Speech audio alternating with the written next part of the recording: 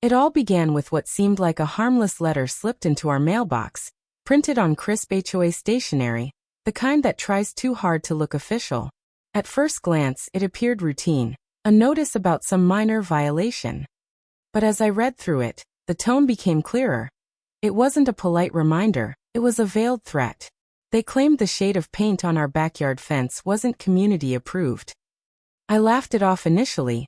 After all, it was the same neutral color it had been for years. But the letter warned of fines, legal actions, even property liens if we didn't comply within 10 days. That's when I realized this wasn't about paint. It was about control. Over the next week, more letters arrived, each one harsher than the last, dripping with arrogance. My wife grew anxious, fearing they might actually follow through on their threats. I reassured her that these were just paper bullies, trying to flex their imagined authority. I had seen people like this before. Petty tyrants hiding behind titles. Still, something in the way the letters escalated made me wonder if they were preparing to take things further. I didn't know it yet, but they had already crossed a line. That evening, the neighborhood's usual calm was shattered by the thunderous roar of motorcycle engines echoing down our cul-de-sac. It was the last thing you'd expect to hear in a quiet suburb where kids rode their bikes and neighbors trimmed hedges.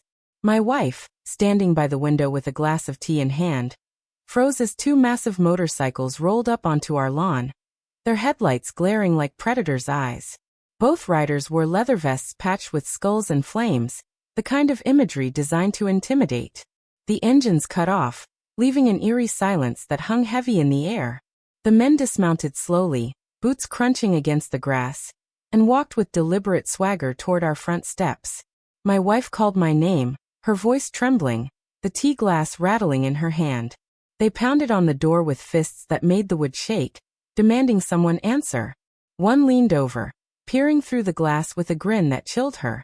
It didn't take much to piece it together. These weren't random bikers passing through. The timing was too perfect. The HOA, frustrated with my refusal to bow, had taken an outrageous step.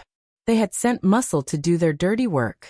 The pounding on the door grew louder, rattling through the frame until I finally swung it open. Two towering men loomed over me, tattoos crawling up their arms, faces carved into permanent scowls. Their presence was meant to frighten, and for most people, it probably would have. My wife hovered just behind me, her eyes wide, but I motioned for her to step back. The taller of the two leaned forward, his breath laced with cigarettes, and growled that we had 10 seconds to step outside, if we wanted to avoid trouble. I stood still, studying them, letting the silence stretch until it became uncomfortable. The second biker sneered and glanced at my wife, muttering a crude remark that made her recoil. That was the moment my blood went cold, not with fear, but with anger. I stepped forward, planting myself firmly between him and the door, my tone calm yet sharp as I told him not to repeat himself. They smirked, thinking I was bluffing. Then came the threat. The HOA wanted compliance, and if I didn't cooperate, things would get messy. They thought intimidation was enough. They thought I was just another frightened homeowner. What they didn't realize was that they had underestimated the wrong man. I didn't raise my voice or flinch when they tried to crowd me on the porch. Instead, I turned to my wife and told her gently to go back inside. She hesitated, clearly shaken, but obeyed, closing the door softly behind her. That single act shifted the atmosphere. The bikers thought they were in control, but they had just lost their audience, and now it was only me standing before them. I stepped down onto the walkway, closing the gap until I was face to face with the taller one.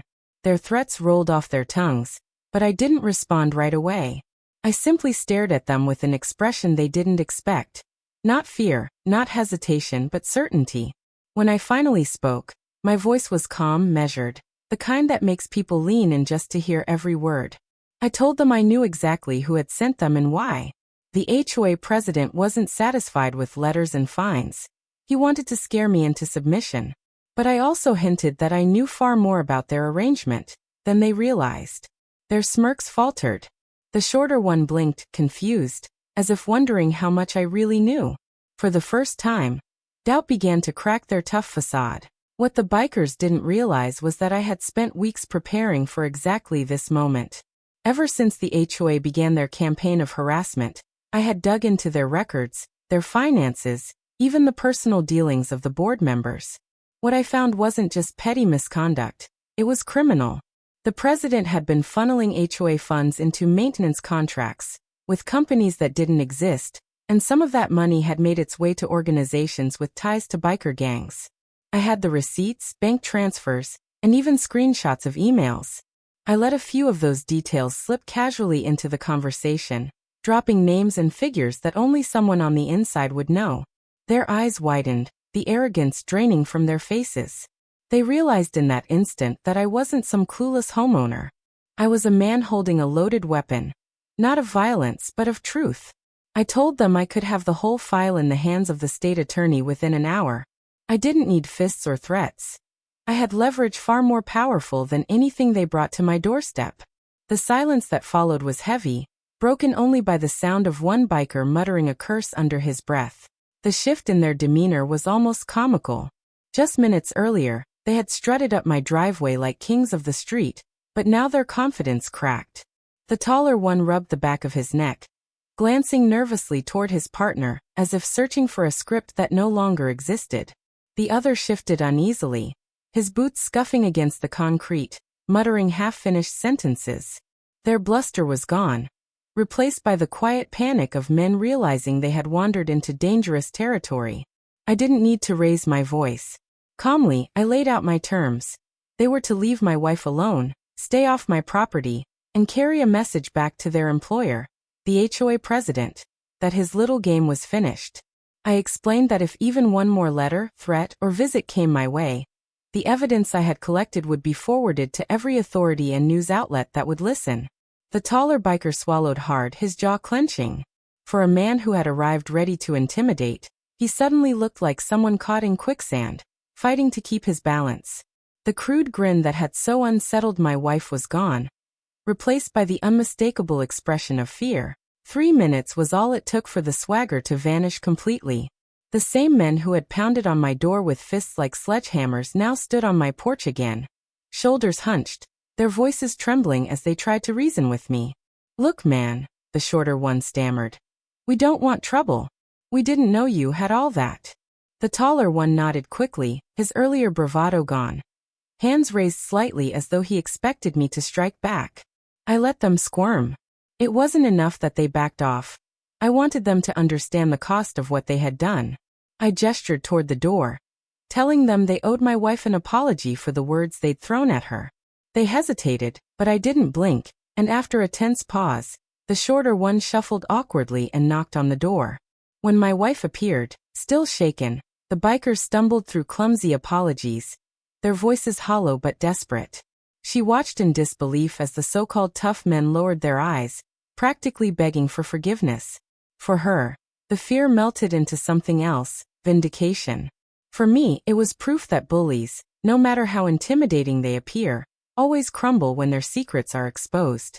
When the bikers finally roared away, the street returned to its usual quiet, but the air still carried the weight of what had just happened.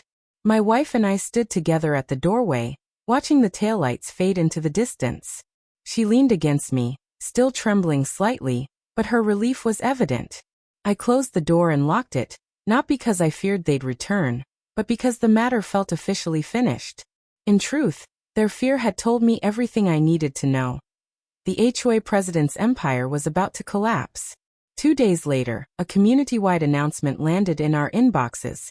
The president had resigned unexpectedly, citing personal matters.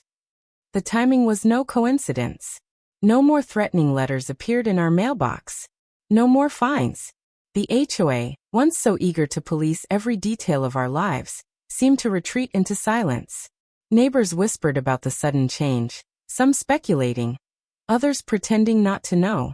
But my wife and I knew the truth. One evening, as we sat on the porch sipping coffee, I told her what I'd always believed. Bullies thrive only when people let them.